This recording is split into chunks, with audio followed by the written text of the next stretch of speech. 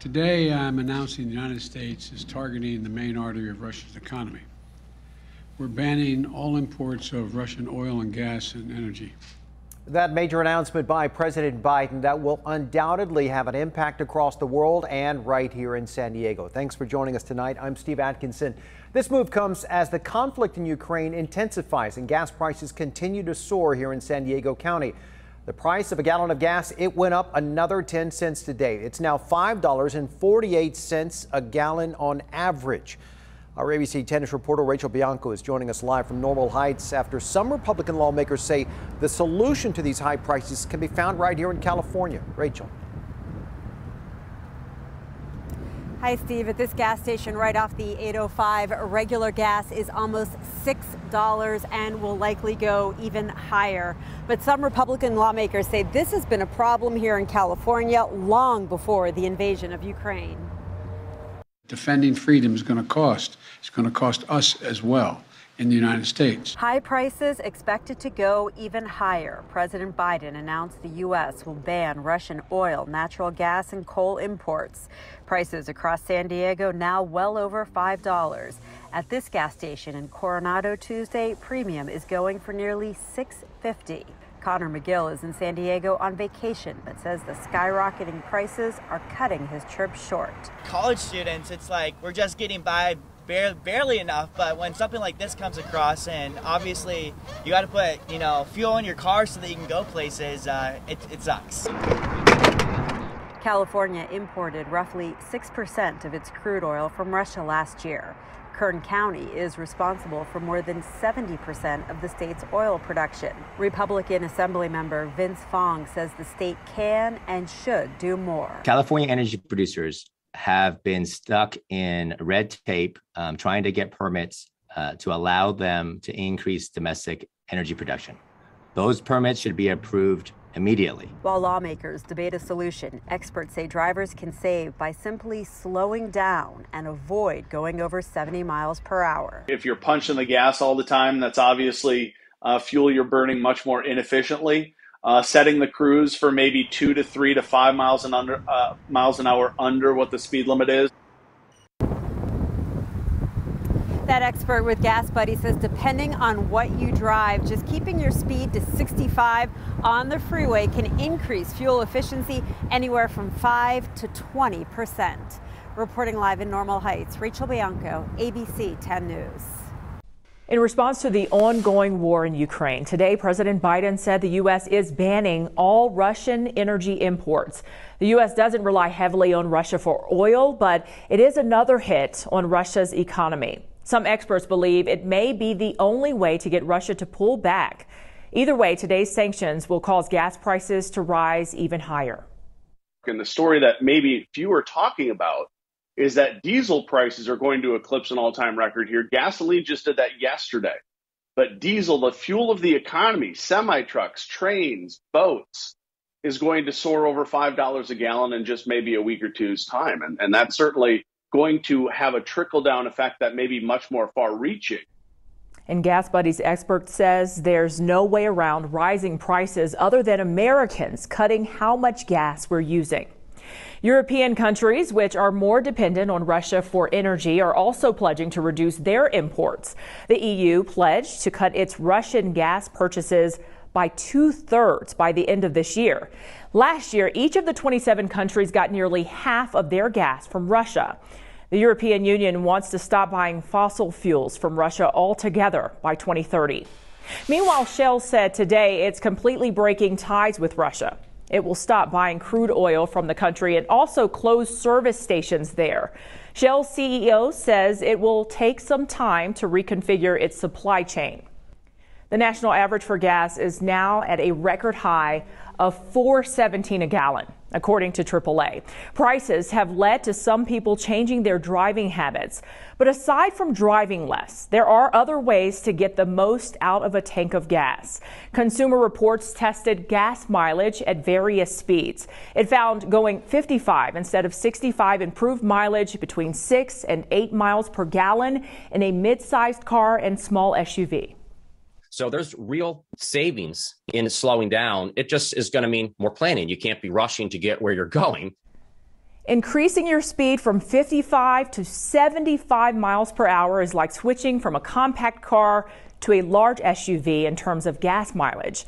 How you take off and slow down also matters.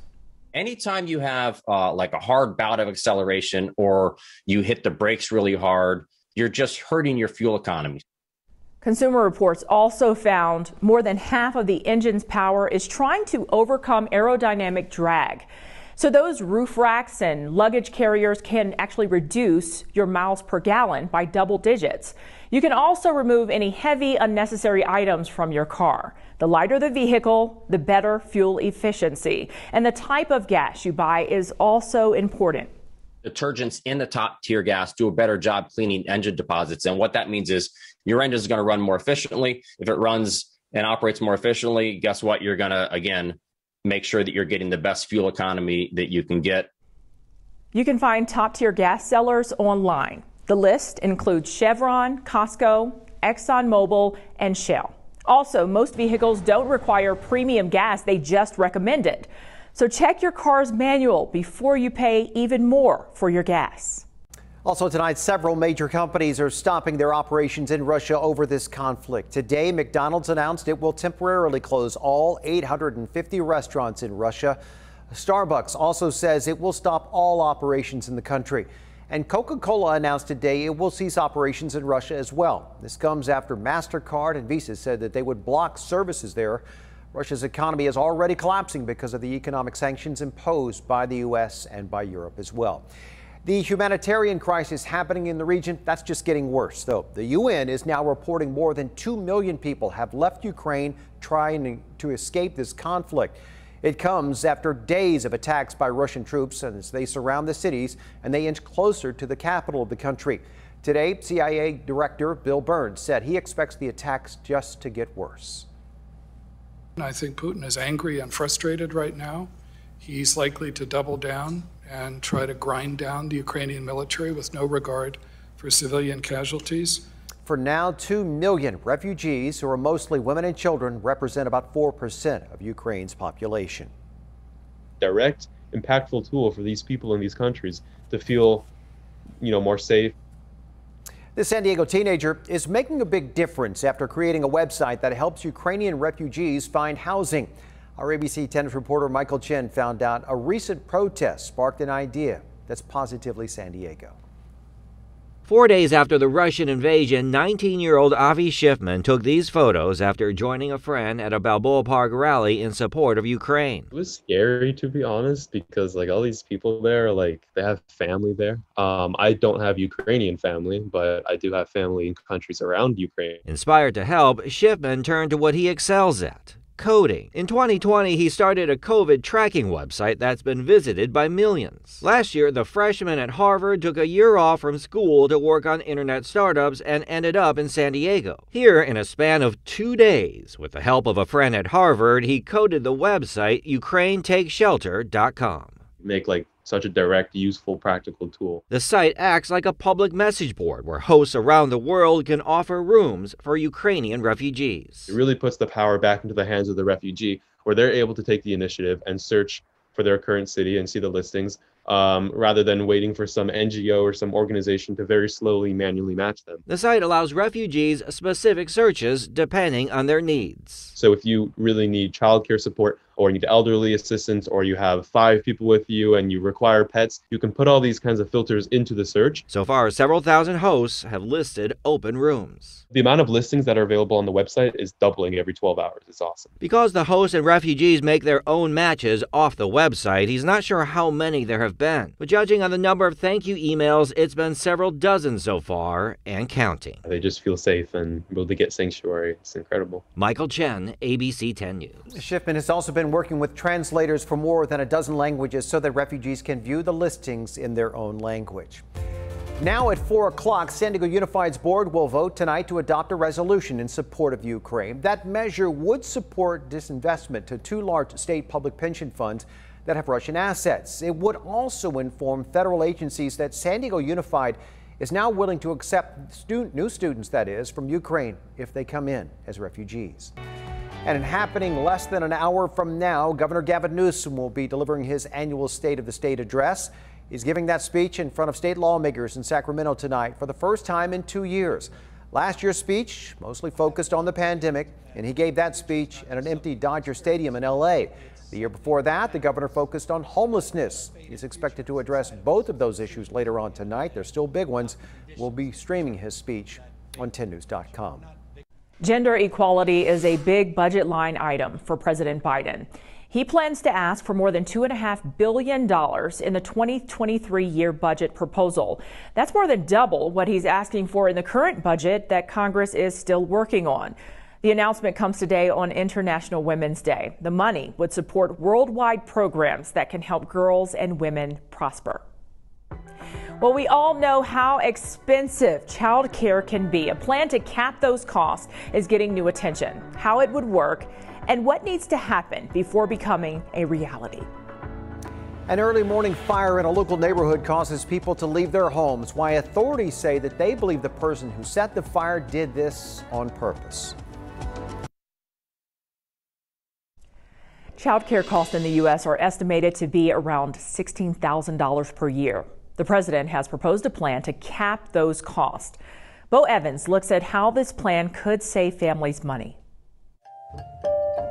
Julie Gross knew raising a child would add to her expenses, but it's different than what she prepared for. I thought that diapers were going to cost more than the child. I thought that was going to be the stressor. That wasn't the stressor. It's the child care. Julie and her husband pay about $1,100 a month for child care, which is actually a little bit less than the average cost in the U.S. Many states, the monthly cost of care actually exceeds the average mortgage payment that a family has, and the annual cost is higher than in-state tuition for college for many families in many states. Stephanie Schmidt works for the Center for Law and Poverty, which has been advocating for a significant increase in government funding to support child care, a cause the president took up during the State of the Union. The president's plan would cap child care costs at 7% of a household's income if they make up to 2.5 times the state's median income, and households making 75% or less of the median income would pay nothing. All right, I know that's complicated, so here's an example. Let's take a look at Ohio, where the median household income is close to $56,000. So an Ohio family making $70,000 per year would have their child care costs capped at $4,900 per year. That's 7% of their annual income. Another family making $42,000 would pay nothing. There would be so much less stress for them, and childcare being affordable and accessible would mean that they would have more money in their pockets, which provide them with more economic stability. The plan to cap costs is part of the Build Back Better bill, which was passed in the House but stalled in the Senate. The hope is the renewed attention could push it through, or it could pass as a standalone bill. I'm Bo Evans reporting. A man suspected of starting an early morning fire at an El Cajon apartment complex has died. The firefighters, they were called to this apartment complex on Mollison Avenue just after midnight. They started evacuating people from that building, and crews also pulled out a man who they say started the fire on purpose. They say he started it during a domestic violence incident. He was taken to the hospital, where unfortunately he died. No one else, though, was injured. And we also have new information on the man who authorities say attempted to kill an El Cajon police officer with a bat last week. The police department has released the body camera footage from Friday's incident. Reports say that Julian Kirko committed a theft and then was threatening citizens at a Fletcher Parkway Walmart prior to the officer's arrival. Kirko has a lengthy history of violent crimes dating back to 2014. He's now currently in custody and faces charges including attempted murder of a police officer. The officer involved in the incident has since returned to work. The push by Republican lawmakers to repeal the state crime bill has failed. Today, California lawmakers debated whether to repeal or reform Prop 47. That law recategorizes nonviolent offenses such as drug and property crimes to misdemeanors instead of felonies. After an hour of debate and testimony, the proposal did not garner enough support. Those who wanted it repealed say the law has caused an increase in crime, specifically retail theft. We've seen a lot of this in San Francisco, but supporters say it helped overcrowding in prisons and crime prevention programs. This 10 News Pinpoint Weather Report is sponsored by Anderson Plumbing, Heating and Air. Nobody wows clients like we do. What a day we had in San Diego. A gorgeous one out there. Here's Angelica. Hi, Steve. As promised, we expected today to be a beautiful day, and here we are enjoying a gorgeous afternoon. Sunny skies over San Diego. Temperatures at 64 degrees with a light breeze out of the northwest at 7 miles per hour. Humidity right around 41%. So what is ahead? What can we expect? We'll start to see some changes tonight as the onshore flow gets stronger. It'll bring areas of foggy conditions into tomorrow morning, but it could impact our roadways even later tonight. Gusty winds will bring cooler weather, and then we'll start to track the potential for a slight chance for rain Wednesday night into Thursday. Temperatures are about the same as yesterday. In a few places like Oceanside, a degree better, and then in others like Ramona, only a degree cooler. Temperatures in Fallbrook at 63 degrees, in Oceanside 65, also 65 degrees, in Kearney Mesa in 65 in National City. The trend will be wetter conditions on Thursday, but we're only looking at a little bit of rain here. Our rain futurecast kind of paints the picture of how this will all play out. We'll start out with clear skies, sunny weather in the morning, and then by the afternoon, some clouds will increase, most likely after 4 p.m., increasing clouds about 8 o'clock, and then we'll start to see the chance for some light rain moving into the county. That chance continues into Thursday, and most likely snow levels will be dropping, but I don't think we're expected to see much in the way of precipitation. We're looking at maybe 1/100 of an inch. If we get 1/10 of an inch or 1/4 of an inch, that'll be ideal. But of course, the scenario looks like it's going to trend drier. As we go hour by hour into the overnight hours, clear skies with some patchy fog developing and potentially impacting our roadways by early tomorrow morning. Inland communities will be dipping down into the 40s under clear skies. Our 7-day forecast brings temperatures in the mid-60s Wednesday, a light shower or two on Thursday, highs around 65 degrees, 69 on Friday. Over the weekend, we'll be starting daylight saving time on Sunday. So remember, we're going to be changing clocks again. Can't believe this is happening already. Inland communities, 69 degrees Wednesday, cooler on Thursday, back to the 70s on Friday, with St. Anne winds in store for the end of the week. They will be here by Thursday night. So that system that comes in brings a cool down just as quickly as it moves in. It moves right out. Deserts will be in the 70s on Thursday, 71 degrees, and then warm again this weekend with 80s for Saturday and Sunday. Steve? Clocks ahead already. That was fast. Very quick. All right, we'll be right back with more ABC 10 News at 4. Stay with us. Skycam Views, sponsored by Carlsbad Solar. Celebrating a trauma may seem like an odd concept, but more people are starting to do this. The body keeps score of everything that's happened to us in our brain, and we feel it coming on. And a lot of people don't want to recognize it, but they also don't want to run from it. And I believe anytime that if you can celebrate something, then that says that you are stronger than what happened was. And it's a victory for where you are and how you've moved forward. And this has become known as a Traumaversary. It all stems from what psychologists call an anniversary reaction. The National Center for PTSD defines it as an increase in distress around the anniversary of a traumatic event that can cause mild to extreme feelings for a day or more. One woman shared with the Washington Post that on her Traumaversary, she treats herself to a slice of cake and a glass of wine. These were things she had passed on at dinner the night she was assaulted. Licensed professional counselor Lee Richardson says one of her clients runs a half marathon each year on their Traumaversary. And I think everybody's got to find out what feels right for them. Maybe that, some people I know will take a spiritual moment, and some people will be more joyful and more playful. I want to do something that I've always wanted to do, and I've never had the courage to do it. So it depends upon how you look at that moment. For some people, a Traumaversary may exist more than one day out of the year. Richardson says consistent journaling and making sure you have someone to talk to on each Traumaversary can help, whether it's talking to a professional or just someone you trust. Well, the number of educators thinking about leaving their jobs is higher among Black and Hispanic teachers. What they say would make their jobs less stressful and convince them to stay. And a plan to revamp Seaport Village is being presented today. Details on that proposal and how much it should cost. Stay with us. You're watching ABC 10 News at 4. Developers looking to revamp Seaport Village are presenting their proposal to the San Diego Port Authority today.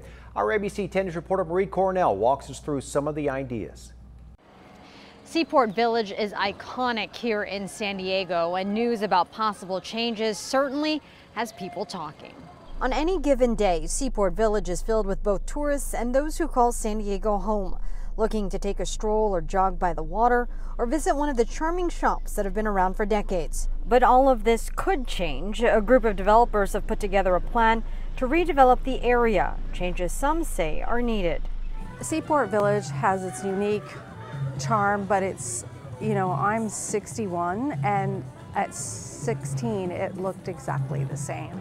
So I think it needs to be revamped. This project, which is expected to cost more than $3 billion, will feature a new aquarium, an iconic tower with observation decks, a host of new restaurants and shops. There are also plans to build an indoor concert venue, plus a range of hospitality options from hostels to five-star hotels. We want to make it attractive if you just want to come and sit on the beach and have an ice cream, or whether you want to come and sit at a white tablecloth restaurant. It'll all be there for everyone. Developers say they've also taken into account the earthquake fault when it comes to the design of their proposal. It's something that does exist. It's something we have to work around, and our whole design has been done to keep people safe and to keep structures away from the fault. Though the redevelopment will be a lengthy process, Cheryl Delano says she's hoping it will tailor to out-of-towners and locals alike. And it needs to bring locals also, not just tourists.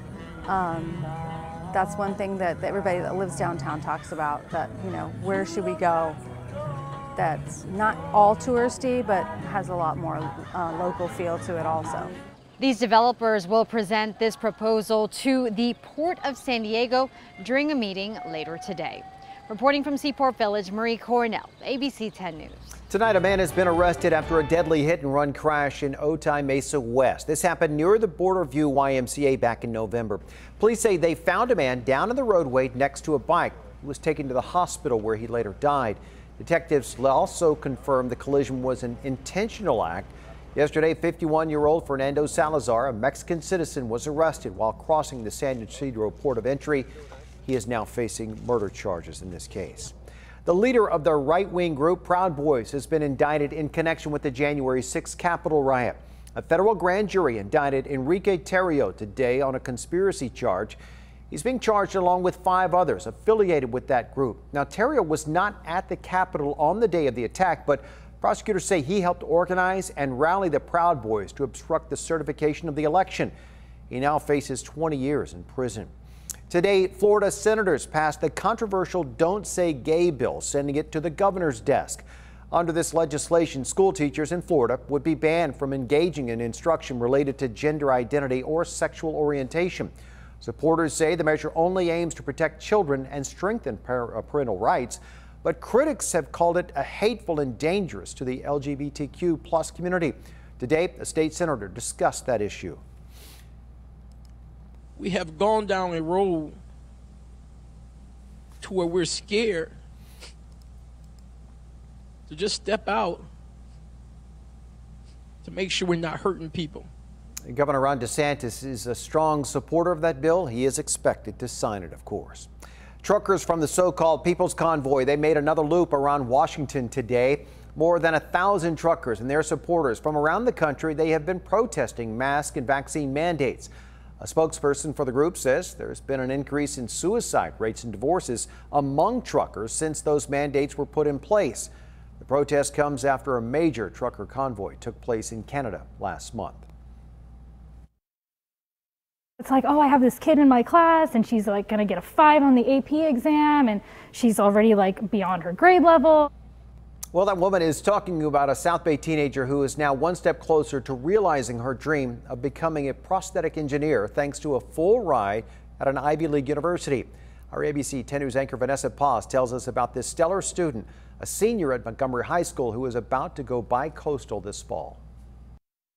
When I was younger, I would do kind of little projects with my dad. So that kind of inspired me into getting into like building things. If 17-year-old Victoria Ruiz closes her eyes, she can go back to memories with her late father in their Tijuana home, where they'd spend hours together building things. This one time, my dad had like a workshop in the attic. So we went up there and he was building a light. She can also recall what she and her parents sacrificed every morning so she could have a good education here in the U.S. We would have to like get up really early at 4 in the morning, crossing the borders. But she also vividly remembers when she was 7 and her father suddenly passed away overnight after fluid filled his lungs. It came down to me and my mother. And she was a great support for me, but she didn't know English, so I had to struggle in learning English by myself. Victoria and her mother eventually moved to the States by the time she was in 4th grade. Everything up to that point, she said, pushed her to do well in school, and she never forgot what her late father said. He taught me about asking questions. He told me that during anything, if you're ever in doubt, like, raise your hand, ask a question. Today, Victoria is a senior at Montgomery High in the South Bay with a 4.8 GPA, set to become this year's valedictorian. She also swims, plays water polo, and interns with a local nonprofit. And just recently, she received what she describes as the best news of her life. A full-ride scholarship to Ivy League school, Dartmouth University. In this video, her teacher hugs her and tells her in Spanish, "Congratulations after all of your efforts and sacrifices over the years." Victoria's mom doesn't speak English well. She told us everything she's ever done was for Victoria, and she knows her husband is looking down, sharing the same feelings. Proud, very proud. And what more could Victoria want than to pursue a career in STEM as a prosthetic engineer, a path rooted from where it all started, side by side, building things in the attic with her dad. He never got to go to college, and he always wanted me to be able to achieve better things, so I think he would be proud of where I'm at. In the South Bay, Vanessa Paz, ABC 10 News. He would be proud. Victoria plans to study biomedical engineering with a minor in computer science. She's a smart kid. She said she's proud to be part of an underrepresented group in the STEM field, from Latinas to females and children of migrants. Burnout is likely taking away more teachers from schools. 55% of teachers say they're thinking about leaving the profession early because of the stress during the last 2 years. And that's from a recent survey conducted by the National Education Association. The number was higher among Black and Hispanic teachers. Think about my own experience as a 16-year teacher. I think this year I have thought more and more than I ever have in my career about leaving education. Kevin Adams currently teaches a mix of high school and middle school classes. He says a chronic lack of time and support from school administrators is one reason for the turnover. He also pointed to what he calls racial battle fatigue. And it feels like there is a lot of pressure, particularly on Black educators, to solve problems with kids of color, right? We are seen as the experts when it comes to kids of color. And so I think oftentimes we are given a heavier burden when it comes to dealing with the issues and challenges facing kids of color.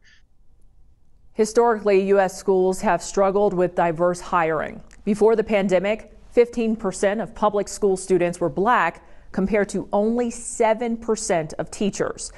Becky Pringle, president of the National Education Association, says the pandemic is making the problem even worse.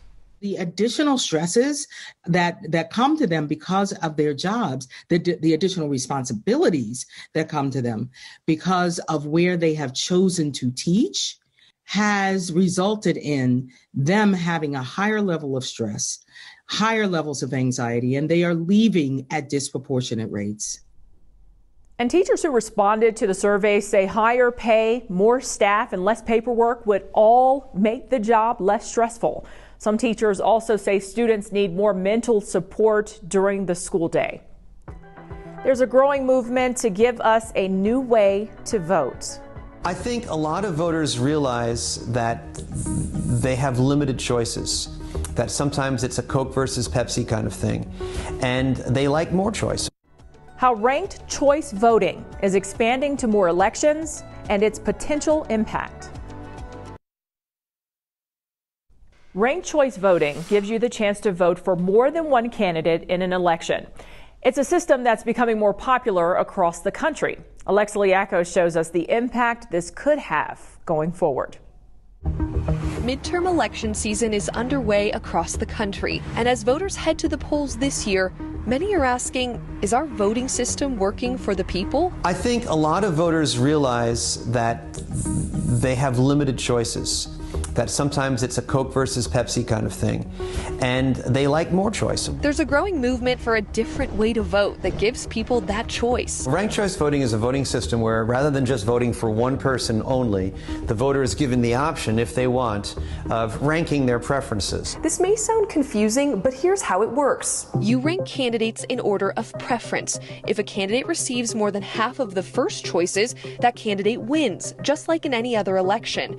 If there's no majority winner after counting first choices, the race is decided by an instant runoff. The candidate with the fewest votes is eliminated, and voters who picked that candidate as number one will have their votes count for their next choice. This process continues until two candidates remain and the majority candidate wins. And you don't have to rank candidates if you don't want to. You have the choice to vote for just one person. This system is being used more widely across the country. Maine and Alaska used it in the last presidential election, and nearly 24 other states use ranked choice voting in local elections. So it's used in both red states and blue states? Stephen Mulroy is an election law professor at the University of Memphis. He studied ranked choice voting for decades and says more people are supporting this system because it's more representative of who voters want to elect. They don't tend to favor Democrats or Republicans. They tend to favor who has majority of support. So in a Democratic majority district, it'll tend to favor Democrats. In a Republican majority district, it'll tend to favor Republicans. It also eliminates runoff elections, which usually have low voter turnout and cost counties more money. You're one and done. You make sure you have a majority winner, but you do it all at once without the trouble and the expense of a separate runoff election. From what he's seen, it's helped make the campaign season less negative. It tends to elect consensus candidates with broad-based support. It has not depressed the minority representation. In fact, minority representation has increased where it has been used. Another thing is that ranked choice voting tends to result in more women being elected. In his hometown, the community voted to enact ranked choice voting 3 separate times. But state and local officials pushed back, and the system has never been implemented. Now in Tennessee, the state legislature is working to ban ranked choice voting altogether. A lot of times, the opposition that you hear comes from incumbents, because ranked choice voting makes elections more competitive. It levels the playing field between incumbents and challengers, and incumbents don't like that. Memphis teacher Erica Sugarman tried to challenge the incumbent party in her local city council election. They call me the Crusader, because I'm always fighting for teachers, students, and parents. Voters in her district had approved ranked choice voting, but the system was never put in place. She says if it had been, the election would have gone differently. If we had ranked choice voting at the time, looking at the figures and looking at our backgrounds and look at the way the voters voted, I would have won. She's now part of a lawsuit to get ranked choice voting into her district, a move she says will make elections more representative of the community. So it's not a Democratic issue or a Republican issue.